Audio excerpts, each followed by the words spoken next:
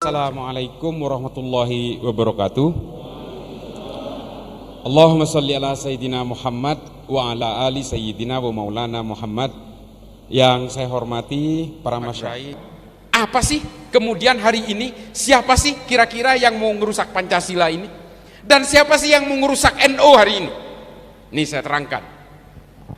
Dua pilar organisasi di negara ini sudah menyatakan untuk saling bergandengan, terutama dari ormas Islam. Muhammadiyah dan NU ini sudah seiring sejalan.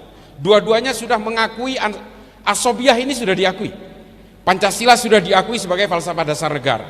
Muhammadiyah dan NU sudah sama-sama mengakui, meskipun Muhammadiyah agak sedikit terlambat, tapi kemudian dua-duanya bersepakat. Hanya satu Pak yang belum bersepakat, itu salah satu partai politik, dia masih belum mengakui Pancasila. Tapi oke lah, itu tinggalin aja. Dan ya kalau bisa ya kesadaran jangan pilih lah. Nah ini kemudian Pak, yang membuat kesadaran terhadap kita adalah bahwa dari berbagai proses ini, perjalanan bangsa ini, kemudian kita menemukan musuh-musuh baru. Musuh-musuh baru itu siapa? Yang ingin menggerogoti Pancasila tapi tidak kunjung berhasil, termasuk komunisme juga tidak berhasil, kelompok NII Kartosuwiryo di Tasikmalaya tidak berhasil. Lalu kemudian muncul musuh baru Pak, yang diekspor dari luar negeri. Yang pertama adalah Ikhwanul Muslimin yang berbasis di Mesir. Ini nama pemimpinnya Hasan al-Banna. Hasan al-Banna ini adalah Ahlussunnah wal Jamaah Pak. Tapi kemudian dibelokkan oleh Said Qutb dan Muhammad Qutb, kemudian berubah menggunakan konsep-konsep dari ajaran Muhammad bin Abdul Wahab. Nanti saya bahas. Kemudian yang kedua adalah Hizbut Tahrir. Ini gerakan politik yang berasal dari Palestina, yang kemudian hari ini berusaha meracuni anak-anak muda kita dan kita semua. Yang ketiga adalah kelompok Wahabi. Ini jelas-jelas dari Arab Saudi. Nah ini yang kemudian menjadi tiga pokok utama yang harus kita lawan, karena tiga-tiganya ingin menumbangkan Pancasila. Dan tiga-tiganya ingin menumbangkan NU dan Muhammadiyah, karena NU dan Muhammadiyah dianggap sebagai penopang utama keberlangsungan Pancasila. Ini tiga paket ini Pak, tiga musuh dan tiga paket inilah kemudian yang berusaha ditumbangkan barengan. Jadi mohon maaf kalau di NU sekarang muncul faksi-faksi yang mengatasnamakan NU garis inilah, garis miring, garis putus-putus lah. Nah ini kan sebenarnya upaya pemecah belahan itu. Termasuk di Muhammadiyah juga ada faksi-faksi meskipun nggak kelihatan. Nah ini adalah upaya memecah belah, sebenarnya targetnya adalah Pancasila Pak. Tapi jalur pantulnya itu kalau main karambol itu ngebannya lewat NU dan Muhammadiyah. Makanya jangan sampai NU dan Muhammadiyah ini terhasut lalu kemudian rontok perlahan hingga lama-lama negara ini tumbang perlahan juga. Ini nggak boleh Pak, harus kita perkuat. Teman-teman dari para ulama dari Muhammadiyah perkuat, teman-teman dari NU perkuat Pak, karena ini udah kesepakatan bersama. Al-Asobiyah ini Piagam Madinahnya sudah fix, kita setujui bersama. Negara Indonesia ini kan negara nggak masuk akal Pak, benar-benar nggak masuk akal. 17.000 pulau, coba bayangin, 17.000 pulau, 800 suku, 800 bahasa kurang lebih, ada puluhan agama beserta aliran-alirannya, tapi masih tetap berhimpun menjadi satu negara. Nggak masuk akal Pak. Arab Pak, Arab, sukunya sama, bahasanya sama, agamanya bisa dibilang sama, karena Kristennya cuma 4%. Nggak ada agama lain kecuali Kristen dan Islam. Islamnya itu 96%. Sama semua Pak. Tapi coba lihat, ada Kuwait, Oman, Bahrain, Yaman, Saudi, Yordania. Ini negara perintil-perintil, kecil-kecil negaranya. Kenapa? Meskipun satu suku, satu bahasa, satu agama, mereka nggak bisa bersatu Pak. Nah makanya Pancasila ini, negara Indonesia ini kalau ada di Arab mungkin udah pecah menjadi 25 negara Pak. Tapi kita kan enggak, sampai sekarang masih bisa bersatu. Timor Leste itu lepas karena kita salah caplok Pak. Karena itu sebenarnya jalan Portugis, kita memaksakan untuk mendapatkan Timor Leste, tapi sebenarnya tidak didukung oleh perjanjian masa lalu. Makanya akhirnya ya lepas saja. Tapi kalau KKB Papua ya harus bertahan Kak, karena itu adalah warisan dari kolonial Belanda yang seharusnya memang masuk ke wilayah Indonesia. Cuma hari ini kan bajingan semua yang ada di sana itu, nggak paham sejarah. Nah ini kemudian yang harus kita pahami adalah bahwa kemudian kelompok-kelompok yang tiga ini berusaha menggembosi kita semua Pak, memecah belah kita. NU juga jangan tenang-tenang Pak, di dalam itu ngobok-ngobok Pak. Kelompok Ikhwanul Muslimin ini yang paling bahaya. Ikhwanul Muslimin ini ubudiahnya sama, mereka maulidan juga, tahlilan juga, ziarah kubur juga. Kalau ada yang meninggal dibacain talqin juga. Sama Pak, tapi tujuannya tetap khilafah Pak. Tujuannya tetap khilafah mereka itu. Itu bedanya dengan NU. NU nggak punya tujuan politik Pak. Tujuan politik NU dan Muhammadiyah ini kan tetap menegakkan NKRI dan Pancasila. Udah sesederhana itu aja tujuannya. Tapi kalau yang lain ingin menumbangkan negara ini dikuasai, lalu kemudian semua dihomogenkan paksa. Sama Pak, Hizbut Tahrir juga. Padahal kalau mau debat soal khilafah, saya layani 7 hari 7 malam nggak pakai makan, ayo. Kita mau bongkar secara historis. Saya selalu menyuarakan tantangan ini, tapi nggak ada yang mau debat sama saya. Saya nggak merasa pinter, nggak merasa hebat, tapi mari kita permainkan literatur yang disediakan oleh Islam. Islam menyediakan semua literatur tentang khilafah itu. Ini sistem politik biasa Pak. Kelompok-kelompok penggarong Pancasila ini kan selalu ingin membawakan referensi masa lalu sebagai sistem yang paling ideal hari ini. Itu kan teknik lama Pak dalam politik. Ini kan kemudian yang meluluh lantakkan berbagai kehidupan beragama kita ini kan tujuan politik Bu. Ini politik semua ini. Makanya saya paling anti sama politisasi agama ini. Orang Islam, orang Hindu, orang Kristen, orang Katolik silahkan berpolitik Pak, silahkan. Orang Islam juga harus berpolitik untuk mengawal supaya produk-produk politik tidak keluar dari makosidus syariah. Harus Pak. Tapi jangan jadikan agama ini sebagai kendaraan untuk mencapai kekuasaan.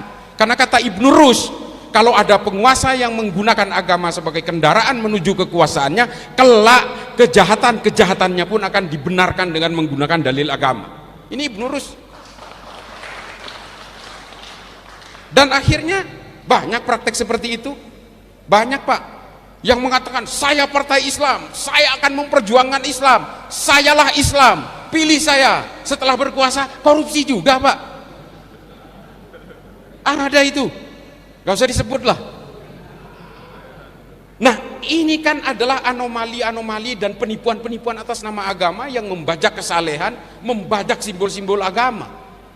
Makanya saya paling anti dengan partai baru yang akan berkampanye di masjid, mengatakan masjid adalah tempat jihad politik. Karena dulu Nabi menggunakan strategi perang dan berbagai anjuran politik itu di masjid katanya. Beda Pak. Zaman Kanjeng Nabi itu menggunakan masjid merumuskan strategi perang itu untuk melawan musuh bersama. Musuh kalian dan musuh saya sama. Mari kita lawan sama-sama. Kalau hari ini kan enggak Pak. Partai politik itu kampanye di masjid. Orang-orang yang merasa tidak punya musuh kemudian dipaksa untuk melawan musuh saya. Itu bedanya. Para ulama ketika melawan penjajah Belanda juga menyuarakan berbagai ijtihad politiknya dari masjid. Karena musuhnya musuh bersama. Namanya penjajah Belanda. Itu musuh kita. Tapi kalau hari ini enggak. Kalangan muslimin semua, mari kita lawan semua musuh saya. Kan musuhnya dia doang Pak. Hanya musuhnya dia yang disuruh lawan dan mengajak kita. Nah inilah penyimpangan itu. Dan mereka yang suka berkampanye di masjid, saya nggak mau nyebutin capres lah, semuanya juga kok. Semuanya sama itu. Saya memang nggak ada lah. Udahlah pokoknya gini, sayangilah agama ini, jangan kemudian dijadikan kendaraan-kendaraan politik. Karena suatu saat mereka juga memiliki kejahatan. Kita kan manusia biasa Pak. Nah kemudian orang-orang yang memaksakan untuk mengatakan oh masjid harus punya jihad politik, ya lihatlah sejarah lah bagaimana Khalifah Umar bin Abdul Aziz sampai mengeluarkan ketetapan bahwa khotib Jumat harus membawakan surat An-Nahl ayat 90 di bagian akhirnya. Nah ini kan di masjid kita sampai dilakukan sampai hari ini. Itu kenapa? Karena dulu Pak, masjid itu tempat caci maki. Ibu sekalian, dulu masjid itu tempatnya mencaci maki lawan politik. Kalau masjidnya itu masjidnya Muawiyah, lalu kemudian mencaci maki Sayyidina Ali. Kalau itu masjidnya Sayyidina Ali, tempat mencaci makinya Muawiyah. Dari dalam masjid mereka sholat bareng, sampai keluar itu bunuh-bunuhan. Makanya kemudian Khalifah Umar bin Abdul Aziz, Khalifah kelima dari Bani Umayyah, mengeluarkan ketetapan khotib harus membawakan surat An-Nahl ayat 90. Innallaha ya'muru bil adli wal ihsan wa ita'idzil qurba wa yanha 'anil fahsya'i wal munkari wal baghi ya'idukum la'allakum tadhakkarun. Ini supaya orang ingat bahwa kita semua ini adalah harus membangun kebersamaan. Semua umat Islam, semua umat manusia ini harus saling bekerja sama, saling bergotong royong. Itu maunya Khalifah Umar seperti itu. Dan tradisi ini terus dipakai sampai hari ini. Nah ini mereka ini nggak tahu sejarah itu, bahwa berpolitik di dalam masjid untuk kepentingan kekuasaannya nggak boleh. Kalau menyuarakan kita, misalnya kita diserbu oleh tentara musuh misalnya, oh silahkan Pak, galang kekuatan masjid. Kalau perlu kita bagi-bagi senjata di masjid, nggak apa-apa. Kalau memang negara kita diserbu oleh orang lain. Lah ini kan urusan bilik suara Pak, hanya urusan coblos mencoblos ini, cuma 1-2 detik, tapi kemudian kita dibohongi 5 tahun ke depan, kan kita juga nggak ikhlas Pak. Nah ini yang harus kita sadari, bahwa Bapak Ibu sekalian, kita ini sudah terlalu lama diporak-porandakan oleh kekuatan-kekuatan politik, hanya untuk kepentingan elit politik. Jadi Bapak Ibu sekalian yang hari ini terjun ke dalam dunia politik, cukuplah tugas sampean itu untuk mengawal produk-produk politik tidak keluar dari maqasidus syariah. Teman-teman yang Hindu, yang Buddha juga demikian, kawal Pak, supaya masing-masing pemeluk agama ini tidak dirugikan. Politik agama dan politik identitas itu nggak salah Pak, dan nggak bisa dihindari, nggak bisa dihindari. Ini demokrasi. Demokrasi itu bahasa Inggrisnya based on electoral system, berdasarkan kepentingan sistem elektoral. Kalau sampean dari Pronojiwo ingin jadi caleg, maka sampean harus mewakili kepentingan rakyat Pronojiwo. Kalau sampean orang Islam, harus mewakili kepentingan orang Islam. Nggak bisa dihindari Pak, politik agama dan politik identitas termasuk kedaerahan ini. Kan otomatis konstituennya kan punya dapil-dapil Pak. Kalau sampean itu dapilnya di Lumajang, terus sampean ketika terpilih berjuang untuk di Sumatera Utara sana, ya salah Pak, salah itu. Makanya sampean harus berjuang untuk kepentingan konstituen dari tempat di mana dapil Anda itu memilih. Ini nggak bisa dihindari. Yang tidak boleh dilakukan itu adalah politisasi agama, politisasi identitas. Karena saya ini Islam, yang nggak milih saya bukan Islam. Nah ini Pak, offset ini. Nggak boleh kayak begitu. Apalagi misalnya dihubung-hubungkan dengan rumah ibadah dan sebagainya. Kalau saya dipilih, Islam akan jaya. Ada hadis yang mengatakan dalam setiap 100 tahun akan lahir seorang mujaddid. Maka pilihlah saya, karena sayalah mujaddidnya. Nah ini kan udah berkembang nih, membawa-bawa hadis gitu kan.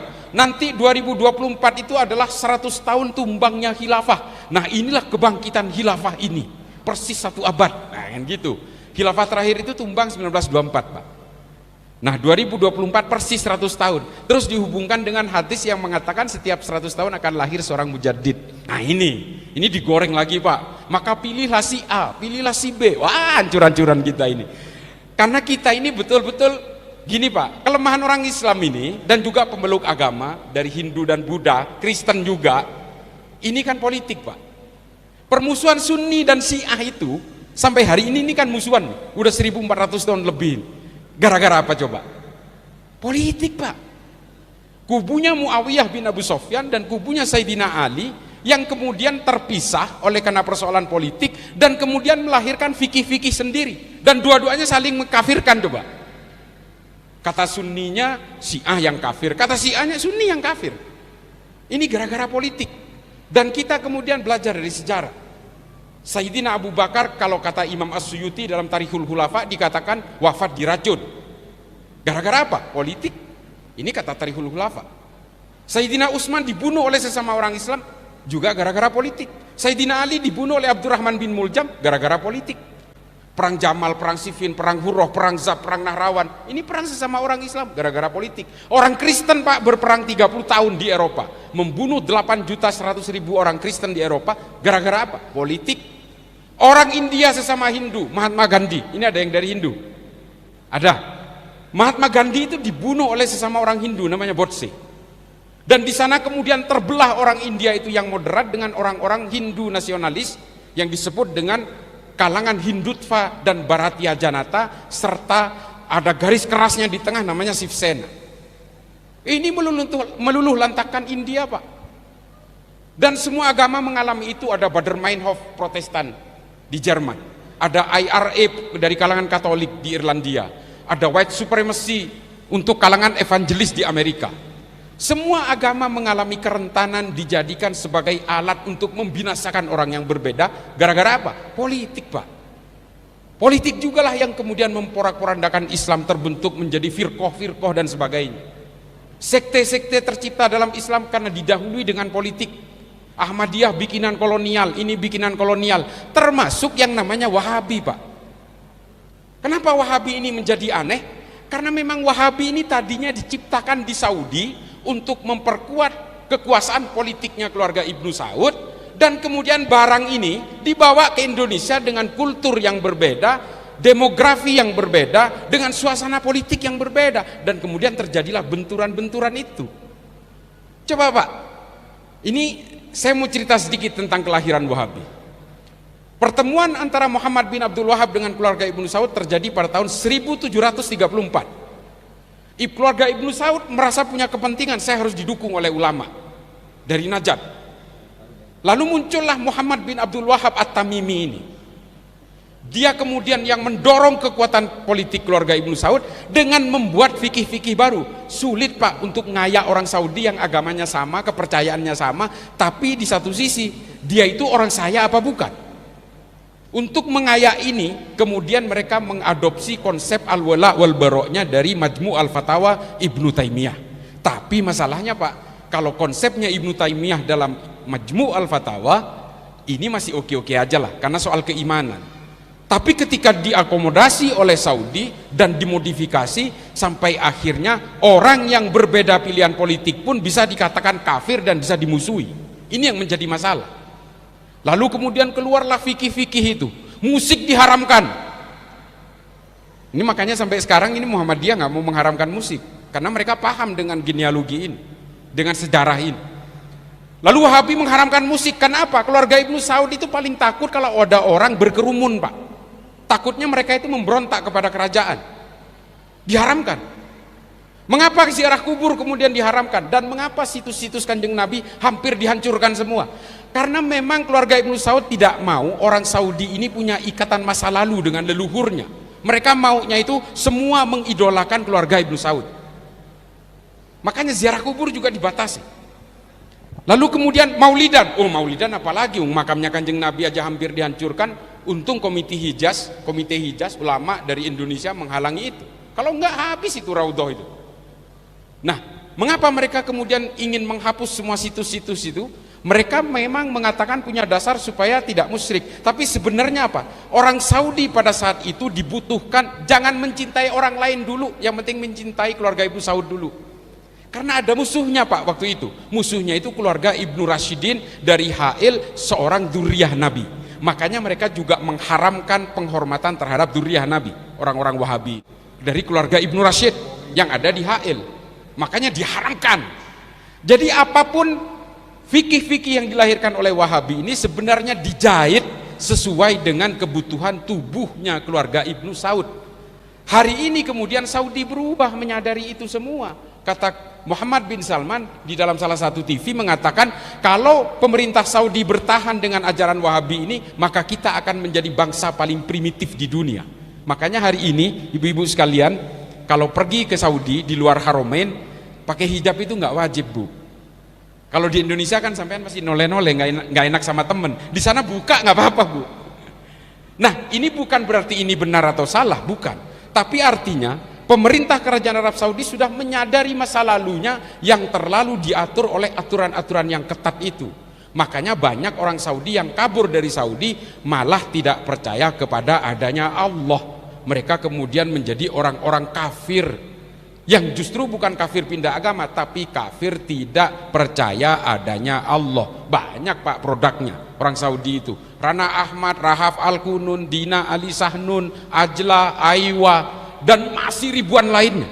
Orang Saudi yang kemudian tidak mau mengakui adanya Allah, memilih kabur, karena kalau tidak percaya kepada Allah di Saudi itu dipancung Pak. Makanya kabur ke Jerman, Kanada, Ukraina, ke Australia, ada yang di Singapura nyangsang di sana. Mereka lebih memilih tidak percaya Tuhan dan kabur dari Saudi. Ini adalah efek ajaran-ajaran Wahabi yang memberikan agama seolah-olah agama ini menakutkan, menggambarkan Allah itu sebagai benda yang sangat intimidatif dan sangat kejam, hingga akhirnya mereka menolak generasi sekarang ini. Oleh karena itu Muhammad bin Salman kemudian banyak membuat keputusan-keputusan perempuan kalau naik haji atau keluar rumah tidak perlu pakai mahram. Nah ini sekarang ibu-ibu yang mau umroh atau mau haji ini nggak wajib mahram, kan aturan dari pemerintah kerajaan. Nah kalau dulu kan harus cari mahram, ini enggak. Orang Saudi keluar negeri juga nggak perlu pakai didampingi mahram, hanya cukup izin saja cukup. Perempuan Saudi hari ini banyak yang jadi supir Grab, banyak. Nah ini yang kemudian disadari oleh mereka. Masalahnya Pak, ketika kepalanya ini sudah mulai sadar dengan beberapa kesalahan, ekornya yang ada di Indonesia ini makin jadi Pak. Nah inilah yang melahirkan teroris-teroris itu. Saya ulangi, kelompok Wahabi inilah yang melahirkan teroris-teroris yang ditangkap oleh Densus 88 ini.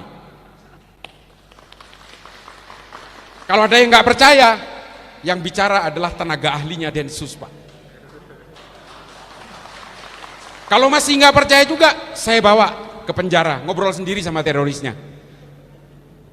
Setiap teroris yang ditangkap, saya bicara langsung dengan mereka Pak. Mereka yang mengaku sebagai penganut ini.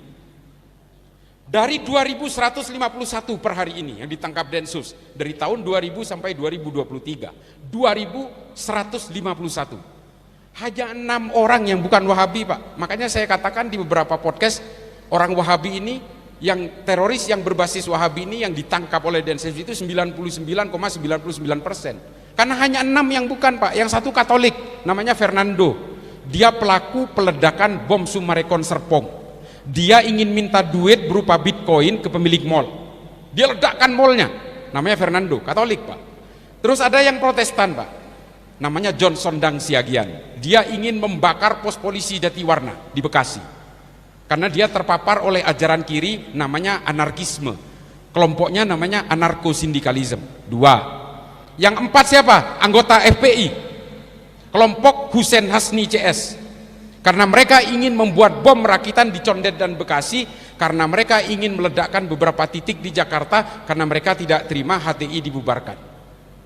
Ini hanya 6 Pak dari 2151. 2145-nya semua Wahabi. Semua. Ini ada anggota saya, bukan anggota saya, ini anggota Densus. Dia tahu persis. Mereka yang ditangkap ini sama Pak dengan kelompok-kelompok Wahabi. Sama Pak, mengharamkan musik, mengharamkan rokok, mengharamkan maulid, mengharamkan tahlilan, haul, ziarah kubur, semua diharamkan. Dan orang yang berbeda dengan mereka halal darahnya. Loh, kenapa kok kelompok Wahabi Salafi hari ini kok kelihatan sejuk banget? Itu pintu pembukanya Pak, produk terakhirnya itu teroris. Kalau sudah masuk ke ini digodok habis-habisan, nanti akan mengenal yang namanya kebencian terhadap siapapun yang berbeda.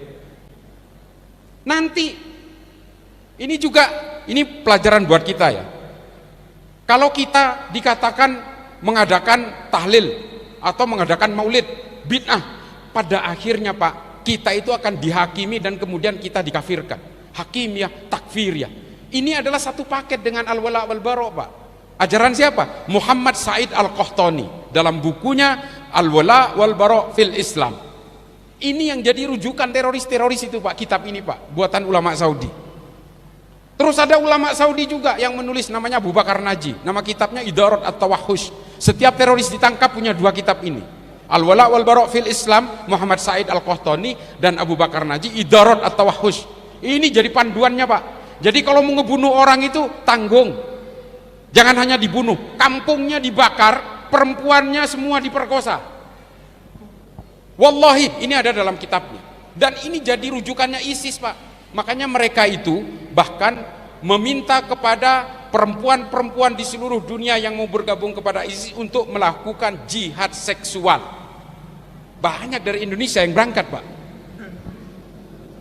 Kepada para mujahid-mujahid ini harus diberikan jaminan-jaminan seksual. Nah, jihadis-jihadis dari kalangan perempuan inilah yang menjadi bagian dari mereka. Banyak orang Indonesia yang berangkat Pak, menjadi pelaku jihad seksual ini. Nah, ketika ajaran agama ini dibawakan secara ketat, ini buat ibu-ibunya, maka yang menjadi korban adalah perempuan Bu. Nah, ini yang kemudian menjadi persoalan hari ini di Indonesia adalah di balik teroris laki-laki yang kejam ada perempuan yang jauh lebih kejam, cuma nggak jadi teroris. Ini fakta. Pelaku bom Astana Anyar yang terakhir kemarin, bom bunuh diri itu Dia kan pelaku bom bunuh diri, Bu. Itu dikuatkan oleh istrinya, Bu. Istrinya jauh lebih radikal daripada suaminya. Karena sebenarnya yang bisa meluluhkan hati laki-laki itu perempuan sebenarnya. Kalau perempuan udah ngunci, mau apa coba? Itunya dikunci misalnya. Nah, ibu-ibu sekalian, apa yang dialami oleh Saudi Arabia dalam beberapa tahun belakangan ini, kemudian ada temuan sebuah survei, namanya yang melakukan survei atas permintaan kerajaan itu, survei oleh Gallup International. Hasil temuannya adalah 5 dari 300 orang Saudi mengaku tidak percaya kepada Allah, tidak percaya terhadap adanya Allah. Nah, ini temuan terakhir. Makanya kemudian Pangeran Muhammad bin Salman berusaha melonggarkan itu. Nah, kenapa kemudian yang perempuan menjadi korban? Karena perempuan ini selama ratusan tahun, Bu, selalu jadi korban dari produk fikihnya yang dibuat oleh laki-laki semua.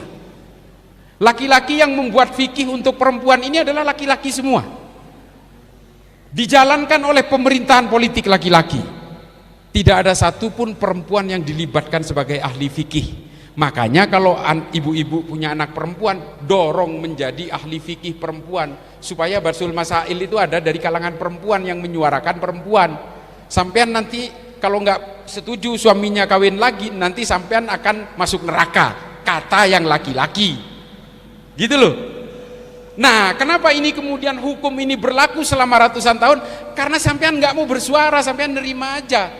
Lah yang nulis kitab Adabul Mar'ah itu juga laki-laki, gimana coba? Iya kan Pak Kiai? Nah ini loh, jadi sampean itu harus berdaya sebagai perempuan. Saya ngomong begini ini bukan, saya kebetulan biasanya saya diikuti oleh istri saya, kebetulan istri saya nggak ikut, tapi suara saya tetap. Perempuan harus berdaya, dan kebetulan istri saya satu memang. Ya kalau inginnya ingin, Bu, tapi nyali nggak ada, Bu, nggak berani. Nah ini yang kemudian harus jadi gambaran kepada ibu-ibu sekalian. Kalau kemudian ada suaminya yang radikal, mau bergabung dengan kelompok-kelompok radikal, pengen ngebom sana, togut, apa, mengkafirkan orang lain, ibu jangan mendorong mereka, dinginkan mereka, suami-suami ini, daripada dikunci nanti kalau tengah malam. Nah, ya kan? Nah ini penting ibu-ibu, karena dari hasil riset kita di Densus 88, di balik teroris yang kejam, laki-lakinya itu ada perempuan yang juga ikut mendorong. Makanya pelaku teror belakangan ini, Bu, selalu melibatkan perempuan. Gereja Katedral di Makassar itu perempuan juga ikut. Penyerbuan Mabes Polri Zakiyah Aini juga perempuan. Penyerbuan Istana Negara itu namanya Siti Elina juga perempuan. Perempuan mengalami kerentanan-kerentanan karena apa? Hidup dalam beragamanya terlalu dikunci, terlalu dibelenggu, terlalu ditakut-takuti, akhirnya dia putus asa dan akhirnya ingin cepat masuk surga dengan cara seperti itu. Nah itu, Bu, Bapak Ibu sekalian, ini buat ibu-ibu, udah cukup. Ini ya, tolong berdayakan sampean kalau punya putri perempuan, dorong masuk pesantren, masuk ke pesantren yang dikenal kuat dalam persoalan fikih, misalnya Peloso Kediri atau ke Sidogiri atau ke Tebuireng. Nah itu masukkan ke sana khusus belajar fikih, supaya dari kalangan perempuan ada wakilnya ketika merumuskan fikih-fikih kontemporer atau fikih-fikih yang bersifat mutaghayyirat. Nah ini harus terlibat kalangan perempuan. Kalau tidak, diputuskan sepihak oleh laki-laki, menguntungkan laki-laki juga sampean nerima aja, ya kan? Pokoknya, Bu, kalau saya nggak diizinkan kawin lagi, masuk neraka. Sampean, oh ya wes, buta lo wes. Nah ini mosok sampean mau jadi korban perasaan terus, kan enggak. Nah ini Bapak-bapak sekalian, apa yang ingin saya sampaikan semua ini adalah sebagai penyadaran kepada kita, sama seperti konsepnya piagam Madinahnya Kanjeng Nabi ketika Nabi mengelola Yasrib, bahwa semua manusia, apapun agamanya, apapun sukunya, diciptakan oleh Tuhan yang sama. Karena kita percaya bahwa Tuhan itu hanya satu, yang menciptakan pohon, tumbuhan, manusia, yang dilahirkan di Meksiko kemudian ditakdirkan menjadi Katolik, yang dilahirkan manusia di Bali, di Pulau Bali, yang kemudian ditakdirkan menjadi Hindu secara turun-temurun. Saya Islam karena saya lahir dari keluarga Muslim, kakek buyut saya Islam, saya lahir di Madura, maka Islamlah saya. Kalau saya lahir di Bali dari keluarga Hindu, sekeliling saya pura, satu pulau itu isinya Hindu, maka bisa jadi saya Hindu juga, Pak. Ini di luar konteks hidayah atau menjadi mu'allaf, di luar konteks itu. Semua manusia apapun agama dan sukunya dilahirkan dengan harga diri yang sama. Mau orang Arab, orang Papua, orang Madura, orang Lumajang, orang Pronojiwo, orang Ampel Gading dan sebagainya, ini punya harga diri yang sama, Pak. Nah, di mata Allah semua ini sama karena Allah membuat perbedaan ini secara sengaja. Bersuku-suku, berbangsa-bangsa, ini kesengajaan Allah, Pak. Allah ingin menunjukkan kekuasaannya kepada kita sehingga kita dibuat berbeda-beda.